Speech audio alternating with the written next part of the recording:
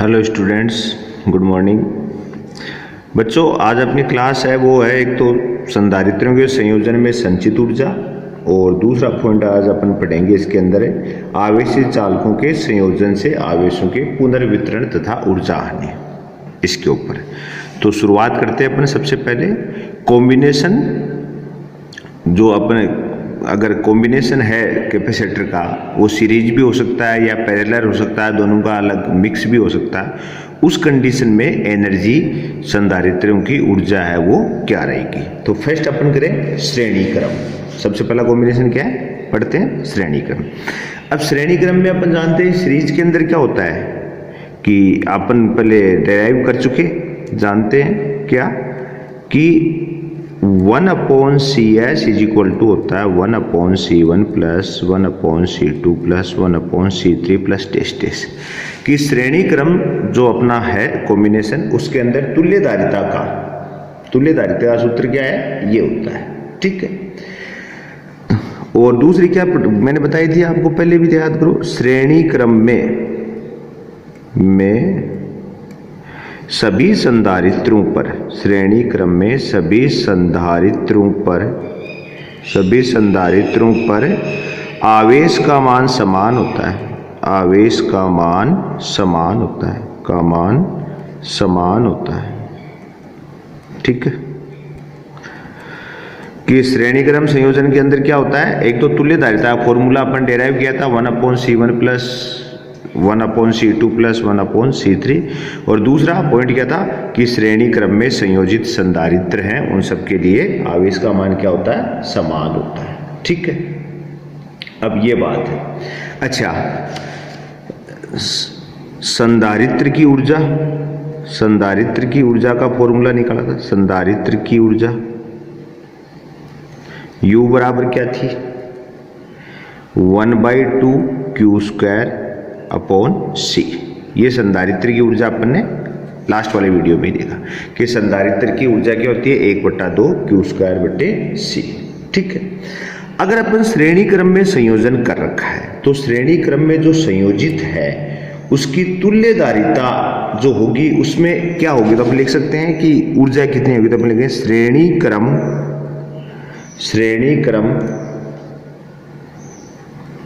संयोजन की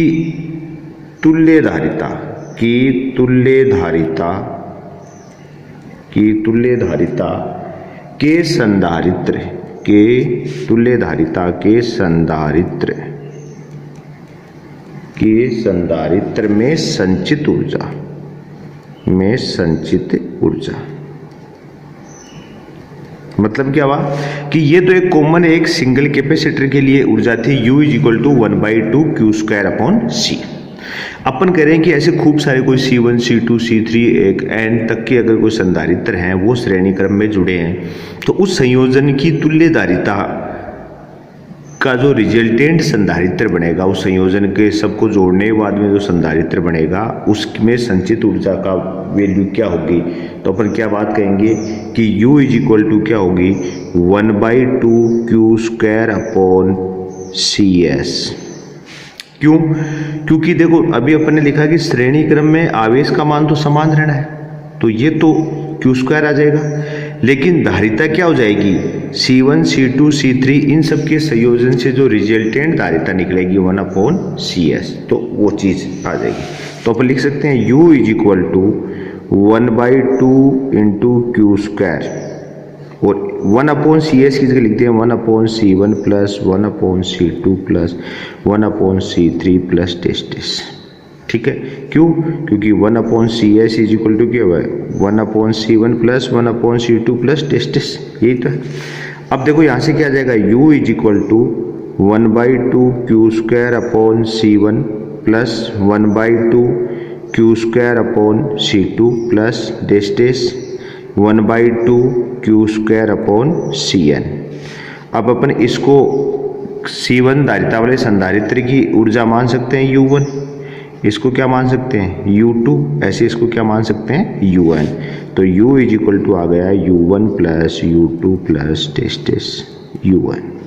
मतलब क्या हुआ कि कोई अलग अलग धारिताओं के n संधारित्र, कोई अलग अलग धारिताओं के n संधारित्र किस में जुड़े हुए थे, श्रेणी क्रम में। तो श्रेणी क्रम संयोजन की तुल्य धारिता क्या होती है, 1/C1 प्लस 1/C2 ये। ठीक है, हमने कहा कि सभी श्रेणी क्रम में जो संयोजित संधारित्र है उन पर आवेश का मान क्या होगा, समान होगा। ठीक है, अच्छा, संधारित्र की संचित स्थितिज ऊर्जा का फॉर्मूला हमारा डेराइव किया हुआ है 1/2 Q²/C। ठीक है, फिर हमने कहा कि अगर श्रेणी क्रम संयोजन की तुल्य धारिता के संधारित्र में संचित ऊर्जा, कि हमने कहा जो n संधारित्रों को अपन ने श्रेणी क्रम में जोड़ा है उनके संयोजन की जो तुल्य धारिता है उसमें संचित ऊर्जा क्या होगी, तो हम कहेंगे U = 1/2 Q²/CS। CS का अर्थ हो गया तुल्य धारिता, किसमें, श्रेणी क्रम में। तो अब 1/CS = क्या है, 1/C1 प्लस 1/C2। तो अपन ने 1/CS की जगह ये वैल्यू रख दी। ठीक है, अगर आप भी जानते हो ब्रैकेट ओपन करोगे इसका तो इस टाइप से आ जाएगा 1/2 Q²/C1 plus 1/2 Q²/C2 plus test. अब ये कौन है, ये भी एक संचित ऊर्जा है। कौन से, संधारित्र C1 धारिता वाला। कौन सा संधारित्र, C1 धारिता की। ऐसे ये कौन सी ऊर्जा है, C2 धारिता वाले संधारित्र की ऊर्जा। ऐसे करके n तक हो सकता है। अर्थ क्या हुआ कि अगर अपन n संधारित्रों को श्रेणी क्रम में संयोजित करेंगे तो संयोजन की कुल ऊर्जा उनमें उन संधारित्रों की अलग अलग ऊर्जाओं का योग होगा। ठीक है, अर्थात n संधारित्रों को श्रेणी क्रम में, n संधारित्रों को श्रेणी क्रम में संयोजित करने पर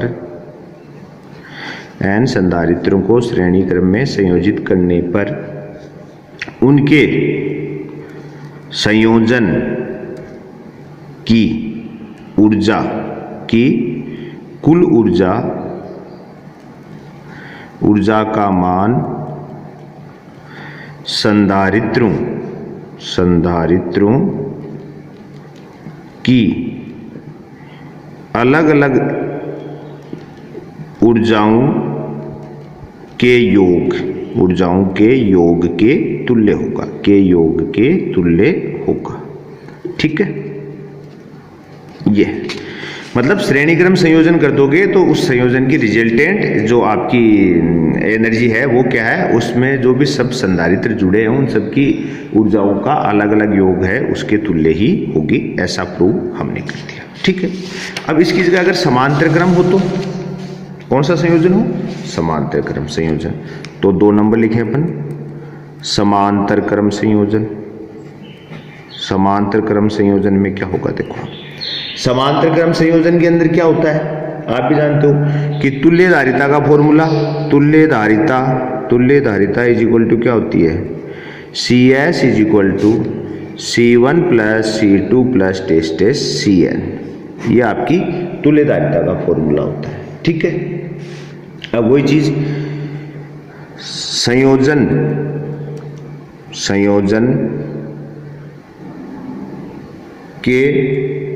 संयोजन के पश्चात तुल्य धारिता के संधारित्र में संचित ऊर्जा। ठीक, अब संचित ऊर्जा तो क्या होगी, तो अपन बात कर सकते हैं कि U = क्या होना चाहिए, 1/2 CpV²। कैसे, क्योंकि स्थितिज ऊर्जा का एक फॉर्मूला और था, U = 1/2 CV²। किसी भी संधारित्र के लिए ऊर्जा की वैल्यू क्या आ रही थी, विद्युत स्थिति ऊर्जा 1/2 CV²। अब यहाँ पर क्या कर रहे हैं, संयोजन के पश्चात, मतलब कोई आप n संधारित्र जोड़ रखे हैं, किसमें, समांतर क्रम में। देखो C1 प्लस C2, तो हमने कहा कि तुल्य धारिता क्या होगी इनका, C1 प्लस C2, ये फॉर्मूला। तो अगर इस संयोजन की तुल्य धारिता की संधारित्री ऊर्जा ज्ञात करेंगे तो 1/2 CP इंटू वी स्क्वायर। क्यों? क्योंकि V क्या कहेगा आपको पता होगा, समांतर क्रम में विभव एक समान रहता है, विभव एक समान रहता है। ठीक, तो इसमें क्या हो जाएगा कि अपन जब फॉर्मूला निकालेंगे तो U is equal to 1/2 CP V square आ जाएगा। CP का अर्थ है समांतर संयोजन, ये CS नहीं, इसको CP करो भाई, ये CP होगा पैरेलल। तो CP का फॉर्मूला 1, तो ये आ गया। तो अपन बात करें तो U इज इक्वल टू अपना ऐसा भी लिख सकते हैं 1/2 वी स्क्वायर, और CP की जगह क्या लिखते हैं C1 प्लस C2 प्लस टेस्ट CN, ऐसा लिख सकते हैं। तो U इज इक्वल टू क्या हो जाएगा 1/2 C1 V square plus 1/2 C2 V square plus टेस्ट 1/2 CN वी स्क्वायर।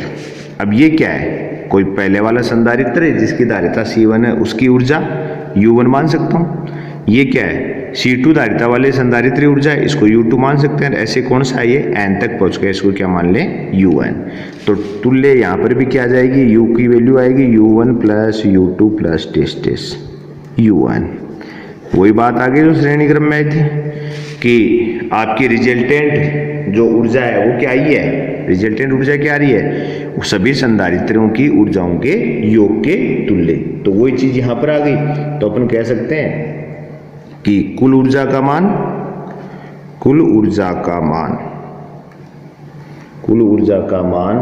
प्रत्येक संधारित्र, कुल ऊर्जा का मान प्रत्येक संधारित्र में संचित ऊर्जाओं के योग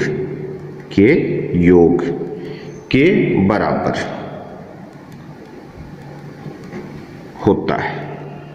ऐसा ही अपन ने उसमें पढ़ा था श्रेणी क्रम वाले के अंदर भी, कि श्रेणी क्रम में भी वही था कि लास्ट रिजल्ट क्या रहता है U1 प्लस U2। तो देखो क्या हुआ, समांतर क्रम में हमने कहा कि यदि कोई n संधारित्र हैं जो किस में जुड़े हुए हैं, समांतर क्रम में, तो उनकी तुल्य धारिता क्या होगी C1 प्लस C2 प्लस टेस्ट CN। ये अपन पहले से जानते हैं। हमने कहा भाई संयोजन के पश्चात तुल्य धारिता के संधारित्र में संचित ऊर्जा क्या होगी, तो अपन ने फॉर्मूला लगा दिया U is equal to 1/2 CP V square. अब देखो यहाँ पर ये फॉर्मूला अपन जानते हैं कि ऊर्जा का क्या होता है 1/2 CV स्क्वायर। अब CP का अर्थ हो गया कि भाई पैरेलल कॉम्बिनेशन के अंदर रिजल्टेंट कैपेसिटी जो आपकी धारिता है। ठीक है, तो अपने CP की जगह क्या लिख दिया C1 प्लस C2 प्लस टेस्ट, ब्रैकेट ओपन किया तो ये 1/2 C1 V square plus 1/2 C2 V square टेस्ट किया। तो ये आप भी जानते हो कि ये अलग अलग ऊर्जाएं हो गई, C1 धारिता वाले संधारित्र ऊर्जा, C2 धारिता वाले संधारित्र ऊर्जा, ऐसे करके। तो इन सब का योग हो गया, U क्या आ गया, इन सब का योग। अर्थ क्या हुआ कि कुल ऊर्जा का मान क्या होगा, प्रत्येक संधारित्र में संचित ऊर्जाओं के योग के बराबर होगा। और ऐसा ही किस में आया था, श्रेणी क्रम में। तो आप चाहे श्रेणी क्रम संयोजन कर लें और चाहिए समांतर क्रम संयोजन कर लें, दोनों ही कंडीशनों में ऊर्जा है वो क्या होगी, सभी संधारित्रों की ऊर्जाओं के योग के तुल्य होगी। ये चीज क्लियर है। ठीक है, अब अपन अगला टॉपिक लेते हैं कि आवेशित चालकों के संयोजन से आवेश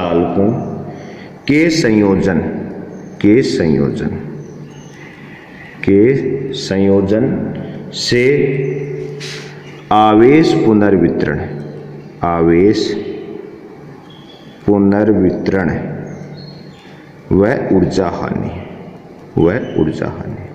ठीक है, अपन कौन सा टॉपिक ले रहे हैं कि आवेशित चालकों के संयोजन से आवेश पुनर्वितरण व ऊर्जा हानि।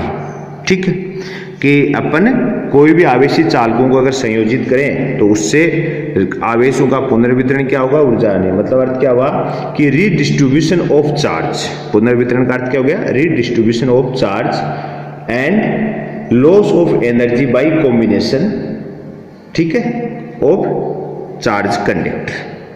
की अर्थ क्या हुआ कि अपन देखो, जैसे एक तो ये ले लिया आपने, एक कोई चालक ले लिया जिसको अपन मैं दे दूं A चालक है, दूसरा चालक ले लिया अपन ने B चालक।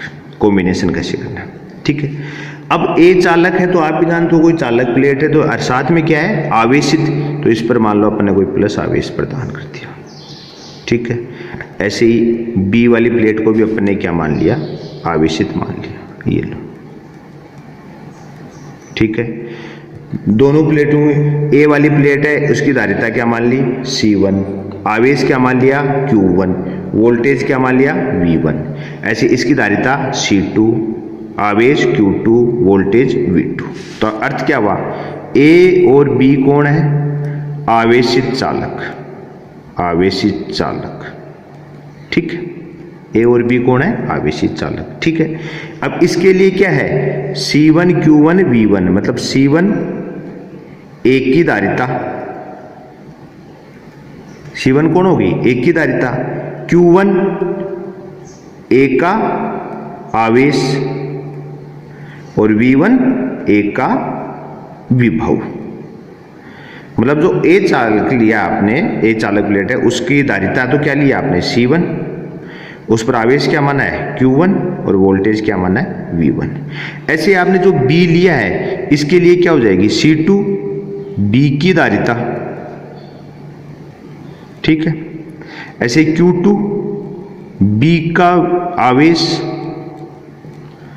और V2, B का विभव। आपने दो अलग अलग चालक ले लिए, ए और बी आवेशी चालक है, जिनकी धारिताएं क्रम से C1 C2, जिन पर आवेश क्रम से Q1 Q2 और विभव V1 V2, ठीक है। अब देखो चालक एक के लिए, चालक एक के लिए Q बराबर क्या होता है, CV, तो Q1 is equal to C1 V1।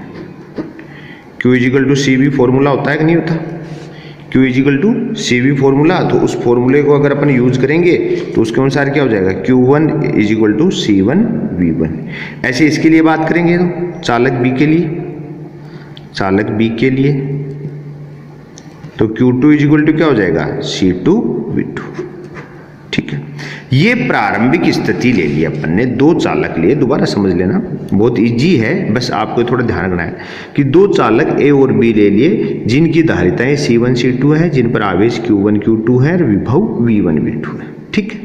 फिर हमने कहा चालक ए के लिए अगर पर बात करें तो Q1 की वैल्यू क्या होगी, चालक ए के आवेश की वैल्यू क्या होगी, Q is equal to CV होता है, तो Q1 is equal to C1 V1।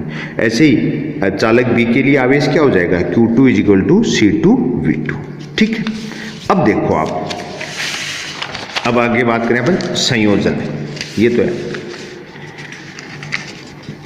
देखो ए व बी को संयोजित करने पर, संयोजित करने पर मतलब जोड़ रहे हो आप, संयोजित करने पर कर दो, ये आपका ए है, ये आपका बी है, ए बी, इस पर पॉजिटिव आवेश। अब आप भी जानते हो कि दोनों आवेशित सतहों को यदि एक दूसरे से जोड़ोगे, संयोजित करने का अर्थ है किसी भी चालक तार से आपने जोड़ दिया, तो इसको क्या कहते हैं, संयोजी चालक तार, संयोजी चालक तार आपने जोड़ दिया। तो आप भी जानते हो अगर ए और बी दोनों का वोल्टेज में अंतर है, डिफरेंस है, तो अपन इतना जानते हैं कि हमेशा उच्च विभव से निम्न विभव को आवेश क्या होगा, गमन करेगा। अब ए और बी में से किसी न किसी का वोल्टेज तो कम ज्यादा होगा, तो अधिक वाले विभव से कम विभव को आवेश क्या होगा, स्थानांतरित होगा। और ये प्रक्रिया कब तक चलेगी, जब तक दोनों पर वोल्टेज सेम नहीं हो जाता। तो धारिता तो अपरिवर्तित रहनी है, इसकी भी C1 रहनी है, इसकी भी क्या रहनी है, C2, ठीक है। लेकिन अब विभव दोनों में कॉमन आ जाएगा V, क्यों, क्योंकि जब तक विभव दोनों का समान नहीं होगा तब तक आवेशों का स्थानांतरण रुकने वाला नहीं है, ठीक है। और आवेश पुनर्वितरित हो गए तो इस पर कोई Q1 डैश मान ले, इसका कोई Q2 डैश मान ले, तो अपन क्या कह सकते हैं, आवेशित चालक सतहों को संयोजित करने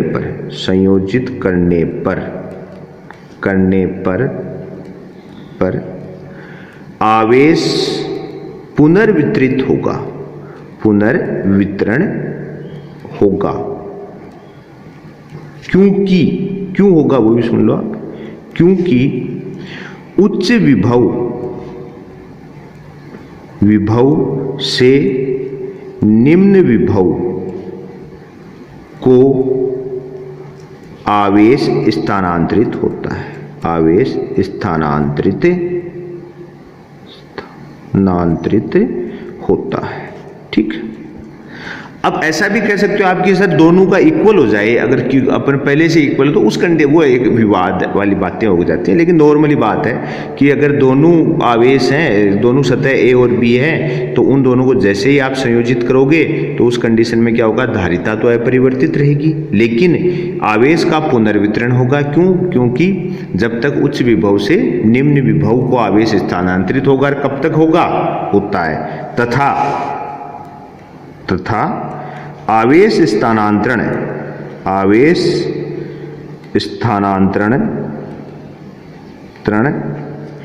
विभव समान होने पर रुकता है, विभव समान होने पर रुकता है, तब तक होता रहेगा। तो इस कारण क्या हुआ कि दोनों पर वोल्टेज हमने क्या ले लिया, V ले लिया। ठीक है, तो अब बात करें अपन चालक A के लिए, क्या होगा, Q1 dash is equal to C1V, और चालक B के लिए देखो Q2 dash is equal to C2V, इसको भी आप समीकरण A दे दो, इसको समीकरण B दे दो, और जो अपन ने पहले वाला लिया था संयोजन से पहले, तो इनको समीकरण कोई 1 दे दो और इसको समीकरण 2 दे दो। ठीक है, संयोजन से पहले तो Q1 क्या आया था, C1V1, और Q2 क्या आया था, C2V2, और संयोजन के पश्चात जो आवेश लिया था वो अपन ने क्या लिया है, Q1 डैश तो C1V और Q2 डैश, तो अपन कह सकते हैं आवेश, सब जानते हो आप, आवेश संरक्षण नियम से, चार्ज कंजर्वेशन लॉ जानते हो, संरक्षण नियम से, कि आवेश है वो किसी भी निकाय का टोटल आवेश क्या रहेगा, सेम। तो अपन कह सकते हैं संयोजन से पूर्व का आवेश, संयोजन से पूर्व का आवेश बराबर संयोजन के बाद का आवेश, संयोजन के पश्चात का आवेश। भाई टोटल आवेश तो चेंज होना ही नहीं है, संयोजन से पहले जो कुल आवेश है वही संयोजन के बाद में रहना सकता है। पुनर्वितरण का अर्थ है भाई कमज एक से दूसरी सतह पे जा सकता है, बाकी टोटल आवेश चेंज थोड़ी हो सकता है। तो संयोजन से पहले क्या था, Q1 प्लस Q2, और संयोजन के बाद में क्या है, Q1 dash plus Q2 dash. अब Q1 और Q2 की वैल्यू क्या है, C1V1 प्लस C2V2, और Q1 डैश की वैल्यू क्या है आपके पास, C1V, और Q2 डैश की वैल्यू क्या है, C2V। तो आप भी जानते हो C1V1 प्लस C2V2 is equal to, V common ले लूँ तो क्या हो जाएगा, C1 प्लस C2, तो V इज इक्वल टू आ गया C1V1 प्लस C2V2 upon C1 plus C2। ये आपके संयोजन के पश्चात आपका उभयनिष्ठ विभव प्राप्त हो गया। क्या प्राप्त हो गया, इसको क्या बोलोगे आप, उभयनिष्ठ विभव, उभयनिष्ठ विभव प्राप्त। क्यों? क्योंकि संयोजन के पश्चात आवेश पुनर्वितरण होगा, और ये प्रक्रिया कब तक जारी रहेगी, जब तक दोनों सतहों पर विभव का मान सामान्य है। तो दोनों सतहों पर जो कॉमन विभव V माना था उसकी वैल्यू क्या आएगी, C1V1 प्लस C2V2, ये चीज आ गई। ठीक है, ऐसे ही अगर अपन बात करें समीकरण A व B से, समीकरण A व B, अब A व B क्या आपके पास है, Q1 dash is equal to है C1V, और Q2 डैश है वो क्या है, C2V। ठीक है, अगर इनको ऐसे अगर अपन डिवाइड कर लें, आप देखो अगर Q1 और Q2 का अगर अपन बात करें तो देखो क्या हो जाएगा, यहाँ से V तो कैंसिल, अपन कहेंगे Q1 dash upon Q2 dash is equal to C1 upon C2। आया कि नहीं आया? समीकरण 1 और 2 को अगर आपने भाग दे दिया तो ये रिजल्ट आया, तो इसका अर्थ क्या हुआ, दो आवेशित चालकों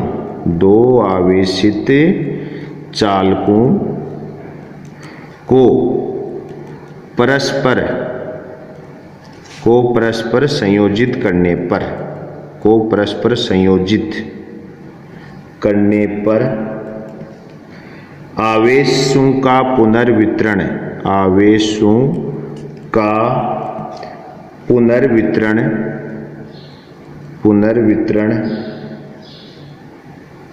आवेशों के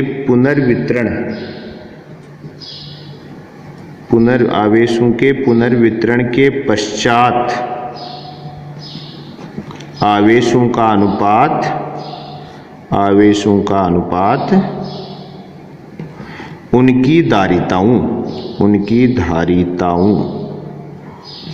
के अनुपात के तुल्य होता है, ठीक है। अर्थ क्या हुआ कि अपन ने कहा संयोजन के पश्चात हमारे पास आवेश क्या आया था, Q1 डेज की वैल्यू C1V थी, Q2 डेज की वैल्यू C2V थी। हमने कहा इन दोनों समीकरणों को अगर अपन डिवाइड कर लें, इनका अनुपात ले लें, तो Q1 डेज अनुपात Q2 डेज करेंगे तो अनुपात क्या आएगा C1/C2। तो क्या हुआ कि दो आवेशी चालकों का आपने परस्पर संयोजित किया, तो संयोजन के पश्चात उनके आवेशों का पुनर्वितरण हुआ और पुनर्वितरित आवेश है उनका अनुपात है वो उनकी धारिताओं के अनुपात के तुल्य होता है। ऐसा यहाँ से सिद्ध हो रहा है। वैसे इसकी इतनी सी बात है कि कोई अपनी न्यूमेरिकल ऐसे सोल्व करते हैं तो उसमें कई जगह इनकी जरूरतें पड़ जाती है, ठीक है। ये चीज हुई। अब देखो आप नेक्स्ट क्या है। अब अपन ने चीज ले ली कि भाई दो थे, एक तो ए चालक था और एक बी चालक था, तो अपन कंडीशन लगा सकते हैं। अपन कहें कि क्या कि यदि V1 ग्रेटर देन V2, हमने कहा कि यदि V1 ग्रेटर देन V2 मतलब चालक A वाला वोल्टेज है वो ज्यादा है चालक B वाले वोल्टेज से। हमने क्या कहा V1 ग्रेटर देन V2, ठीक है। ऐसी कंडीशन है तो क्या होगा देखो आप भाई, संयोजन से पहले V1 और V2 वोल्टेज था, तो V1 A का था और V2 क्या था B का। हमने कहा कि A का वोल्टेज है वो B से ज्यादा है, तो संयोजन के पश्चात तो दोनों का वोल्टेज कॉमन हो गया था, वो क्या था V। तो अपन क्या कहेंगे V1 ग्रेटर देन V और V ग्रेटर देन V2 है, तो ये शर्त लगेगी। क्यों? क्योंकि देखो A है, इसका V1 है, B का V2 है। हमने कह दिया V1 ग्रेटर देन V2। अब अगर आप इनको जोड़ दोगे तो इनका कॉमन वोल्टेज क्या आ जाएगा V आएगा। तो कॉमन वोल्टेज है V, वो इस V2 से तो बड़ा हो जाएगा क्योंकि इसका वैल्यू बढ़ेगी, लेकिन इससे तो छोटा ही रहना है। इस कारण V1 ग्रेटर देन V और V ग्रेटर देन V2, ये शर्त होगी कब? जब V1 है वो V2 से अधिक है, ठीक है। अब ऐसी शर्त हो, अब जरूरी नहीं है कि आप V1 ग्रेटर देन V2 ले, आप उल्टा भी ले सकते हो, लेकिन अपन एक इमेज करके चलें कि अगर ऐसा हो तो, ठीक है। तो अपन कहें चालक A, ऐसा शर्त है तो चालक A के विभव में परिवर्तन, चालक A के विभव में परिवर्तन। अब चालक A का विभव पहले तो क्या था V था, V1। अब क्या है कि क्या बन चुका है वो V, तो अपन del V1 is equal to होगा V1 माइनस V। क्यों? क्योंकि अभी अपने बता दिया कि V1 की मान जो है या वैल्यू है वो उभयनिष्ठ वोल्टेज V से तो बड़ी रहने वाली है, तो V1 में से V घट जाएगा। उभयनिष्ठ वोल्टेज अपन कैलकुलेट कर ही चुके, del V1 is equal to V1 minus उभयनिष्ठ की वैल्यू क्या कैलकुलेट करिए C1V1 प्लस C2V2 upon C1 plus C2। अभी कैलकुलेट करके आए, पुट कर दें देखो V1, तो ये सोल्व करें C1 plus C2 minus C1 V1 और प्लस C2 V2 और अपॉन C1 प्लस C2। तो अगर इसको सोल्व करोगे तो डेल V1 की वैल्यू क्या आ जाएगी C1 V1 minus V2 upon C1 plus C2। ये आपका डेल V1 आ गया। कब? जब हमने कहा कि चालक A के विभव में परिवर्तन कर रहे हैं, और वो भी क्यों हो रहा है क्योंकि चालक A है और B है, दोनों में वोल्टेज डिफरेंस है, दोनों को संयोजित करेंगे तो अपन जान रहे हैं कि आवेश स्थानांतरण होगा, जिसके कारण एक लास्ट में क्या होगा दोनों का वोल्टेज कॉमन हो जाएगा। तो अपने इस कारण हमने डेल V1 निकाला V1 माइनस V2। अब ऐसे क्या होगा चालक B के विभव में परिवर्तन, तो वो क्या आएगा अपन कहेंगे del V2 is equal to V minus V2। क्यों?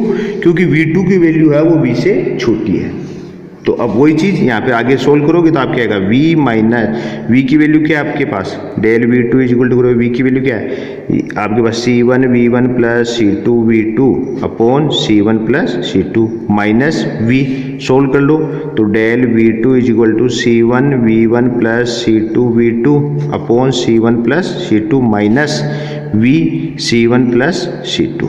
ठीक है, ये अपने सोल्व करोगे तो डेल v2 की वैल्यू क्या आ जाएगी आपके पास, डेल v2 की वैल्यू आएगी c1 कॉमन लेके v1 माइनस v2 अपॉन वही c1 प्लस c2, ये आपके पास डेल v2 की वैल्यू आ जाएगी। ठीक है, और डेल v1 की वैल्यू के अंदर ये c2 आएगा, यहाँ पर डेल में ये c2 आएगा, डेल में सॉरी यहाँ पर c2 आएगा। ठीक है, अब इसको देखो इक्वेशन ए लोगे, इसको इक्वेशन आप बी लोगे। हमने किया क्या है, हमने एक कंडीशन लगाई, हमने कहा कि यदि चालक ए का वोल्टेज, यदि चालक ए का वोल्टेज V1 है वो चालक बी के वोल्टेज V2 से ज़्यादा है तो उस कंडीशन में क्या होगा, हमने कहा कि उभयनिष्ठ वोल्टेज V जो आएगा संयोजन के पश्चात वो V2 से तो बड़ा होगा और V1 से छोटा होगा। तो इस प्रकार अपने क्या किया, चालक ए के विभव में जो परिवर्तन आएगा वो इन दोनों के अंतर के बराबर होगा, तो V1 माइनस V, अपन V की वैल्यू उभयनिष्ठ वोल्टेज कैलकुलेट कर रखा है, हमने पुट करी तो डेल V1 आ जाएगा C2 into V1 minus V2 upon C1 plus C2। Solve कर लो, मैथमेटिक्स है। और ऐसे चालक B के लिए बात करेंगे तो चालक B के वोल्टेज में क्या होगा, V माइनस V2, क्योंकि V2 से तो V बड़ा है। इस कंडीशन वही V की वैल्यू पुट कर सोल्व करोगे तो इसका रिजल्ट आ जाएगा C1 ये में।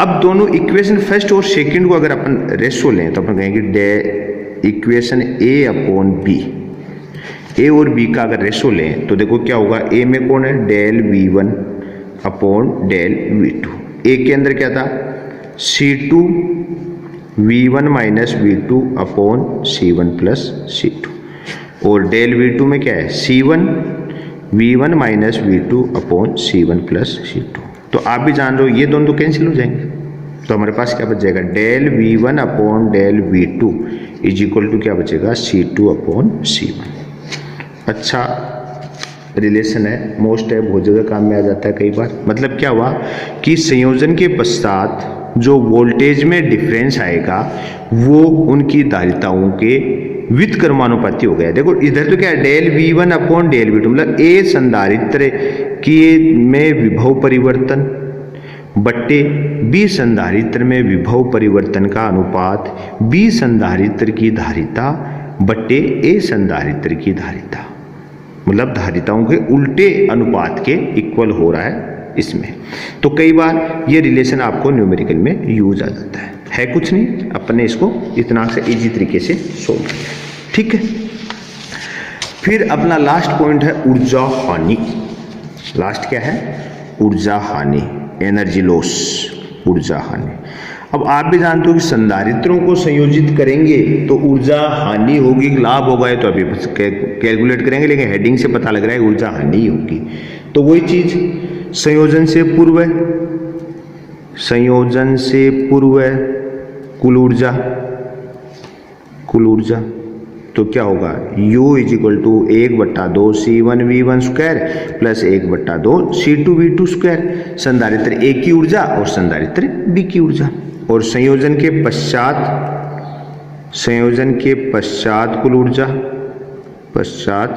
ऊर्जा तो क्या होगी, इसको कोई U डेश मान लो तो 1/2 C1 V square plus 1/2 C2 V square, क्योंकि संयोजन के बाद में वोल्टेज तो कॉमन हो ही जाता है।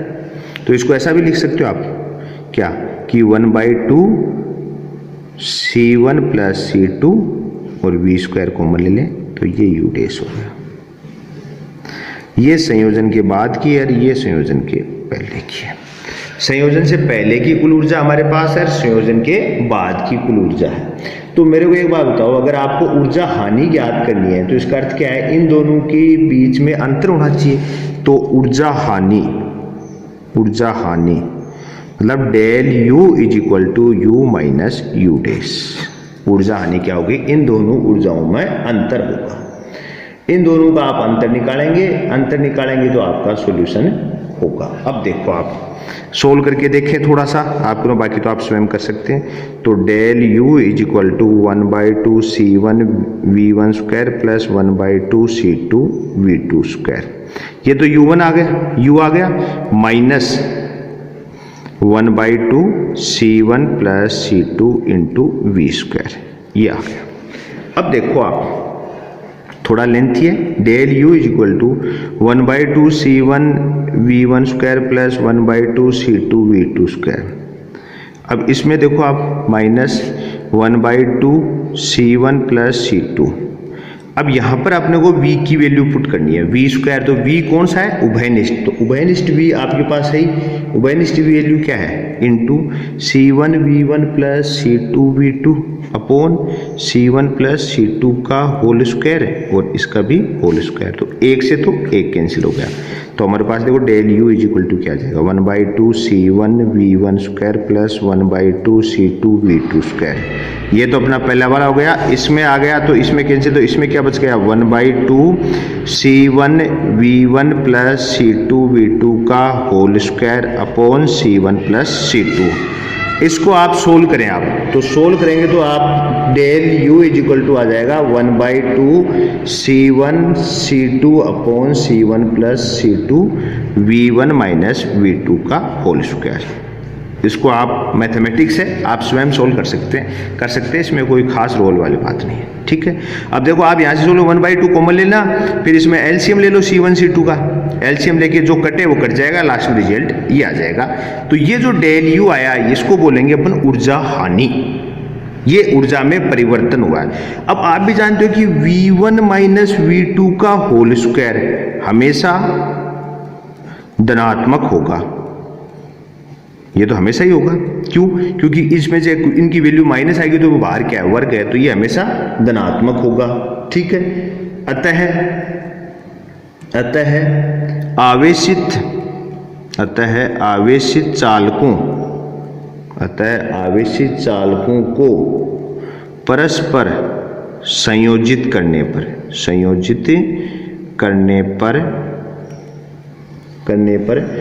आवेशों